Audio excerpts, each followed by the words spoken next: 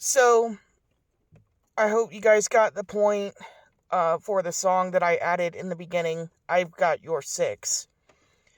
John had my six June 4th of 2021. And the shame of it is that he shouldn't have had to. I got scared and froze. And I had actually bought that. It was a Glock 17. It had hollow points in it. It was a 3rd gen. Because Henderson County, North Carolina, back in 2016, had actually failed to give me a restraining order against somebody that scared the shit out of me. So, since the restraining order failed, I moved for a concealed carry permit. A concealed carry permit that I actually had when me and John were arrested. And a concealed carry permit that the cops repeatedly harassed me over when they would stalk me. And that goes back to what the unnamed officer who never gave me their name told me about the cops trying to take my guns and my dogs. And he never said who. He just said what he said and refused to give his name. He was in civilian clothing and he just walked away. I don't think I've ever seen him again, really. It was strange. But let's see here. I know a lot of veterans, most of them Navy. My oldest brother is ex-military. Even my mechanic is a veteran, the one for my car. So I tend to gravitate towards veterans, and a lot of it does have to do with my fight or flight mentality. In case it's not obvious yet, while my flight response is pretty strong, my fight response is pretty volatile. And Henderson County is finding out the hard way exactly how volatile that is. And it was to the point that a detention center officer had actually asked my dad when I told him, here's my dad's number and here's my dad's name, and call and ask if Kara ever let anything go. So, this is what I want to make clear. John took Leave No Man Left Behind very fucking seriously. I have cussed out every sheriff's department and police officer who has trashed him to my face. And I have told them, where is your respect for your fellow service members? And that shuts them up immediately. And if it doesn't, that usually requires other snarky comments from me. I grew up with a dad that liked to play fist in mental warfare. I became very good at both. And I became very good at standing up against bullies. And so, while I have not let any of them trash John to my face, I'm aware they're probably trashing him to each other or other people. And to me, I do believe in honor and dishonor, and that's dishonorable, and it's disgusting. So, what I want to make very clear, okay? If you are a veteran, Navy, military, Army, whichever division you came from, and you are now a civilian, people like you, people like John, are ending up in jail and prison the minute they move to save somebody's life, and that somebody that has a lot of money doesn't like it. And this is what happened in John's case and my case. My concealed carry instructor actually called me a dead shot.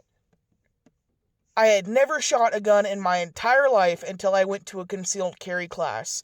And he called me a dead shot. And he said, if you do not hit your mark, which I hit a lot of, you are hitting vital organs. You are a dead shot.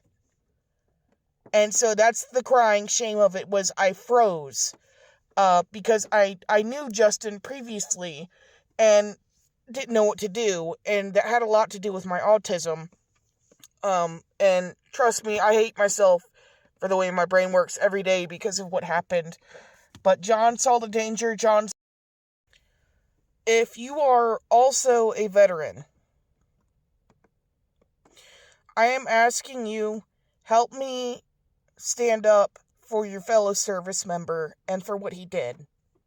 I would be dead if it were not for him, and it is not fair that he gets to suffer a conviction for something that he was protected for legally. Legally, he was protected by a Good Samaritan law. Now, let me tell you about John. While I didn't know he was a felon, this is what I did know. I did know he had been wrongfully convicted. I did not know on what level. I also knew that John would make sure I had clean clothes and food when I didn't have the money for it myself. He watched over me like I was family.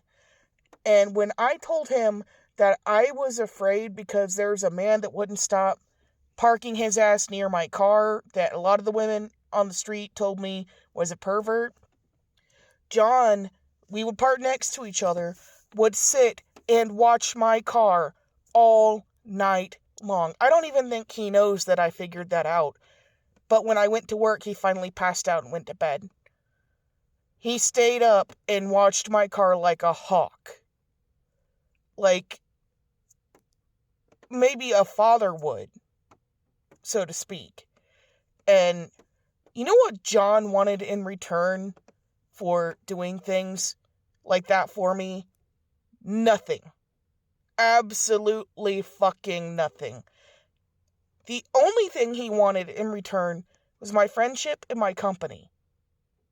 Which to me is not asking for anything at all.